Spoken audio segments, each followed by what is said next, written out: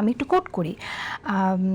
বিশিষ্ট আলোকচিত্রী ডক্টর শহীদুল আলম তিনি যা বলেছেন, জনগণ রক্ত দিয়ে যে পরিবর্তন এনেছে আপনারা অর্থাৎ বিএনপি ক্ষমতায় এসে সেই গণভোটের রায় মানতে নাকি টালবাহানা করছেন। তিনি নাকি শব্দটা রেখেছেন এখানে, কিন্তু আমরা জানি যে আপনারা সংবিধান ও নিয়মের প্রতি শ্রদ্ধাশীল থেকে এগোচ্ছেন। আপনাদের নিয়মতান্ত্রিক এবং আইনি প্রক্রিয়াটিকে সাধারণ মানুষের কাছে এবং ডক্টর শহীদুল আলমের কাছে যদি আমি এখন বলি যে আপনারা কিভাবে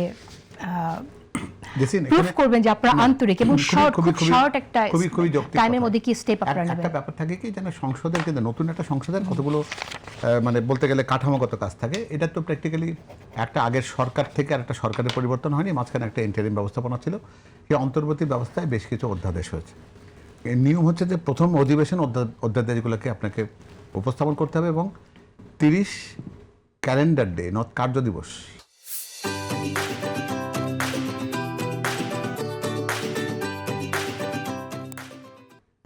ক্যালেন্ডার দিনের মধ্যে আপনাকে এর ব্যাপারে নিষ্পত্তি করে ফেলতে হবে যে আপনি কোন অধ্যাদেশটাকে আপনি আইনে পরিণত করছেন, কোনটাকে নিচ্ছেন না, কোনটাকে আপনি হাউজে আনবেন। সেটা হচ্ছে প্রাথমিক এবং প্রথম কাজ।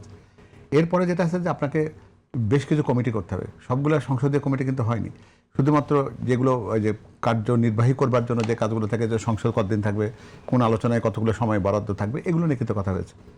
এরপরে গুরুত্বপূর্ণ কমিটি হবে সংবিধান সংশোধনের যে কমিটিটা, সেটাই আমার যেটা ধারণা সেই কমিটির ব্যাপারটা নিয়ে হয়তো নিশ্চয়ই কিছু কাজ আছে। আর আমি মনে করি এবারেই বোধহয় সবচেয়ে সহজ হবে এই কমিটির জন্য দায়িত্ব পালন, কারণ এই কমিটির জন্য কাজগুলো মোটামুটি সবগুলোকে গোছানো আছে। আচ্ছা, আমরা কি আশা করতে পারি যে খুব দ্রুত কমিটিটা হবে? হ্যাঁ, দ্রুত নিশ্চয়ই, কারণ এই ব্যাপারে তো তালবাহানা করবার তো কোনো সুযোগ কিছু নেই। কারণ এই তালবাহানা করার কথা, যেটার নাকি শব্দটি দিয়ে আপনি শহীদুল আলম সাহেবের যে কথাটি বলেছেন, আমার মনে হয় যে এটা স্পেকুলেশন পর্যায়ে থাকবে, দেখা যাবে তার আগেই এটার বাস্তবায়নের মুখ দেখবে আর কি। সুতরাং এটাকে এই সময়টুকু অপেক্ষা করি আমরা যে আবশ্যিক যে কাজটা আছে আপনার অধ্যাদেশের একটা ফয়সালা করে দিতে হবে।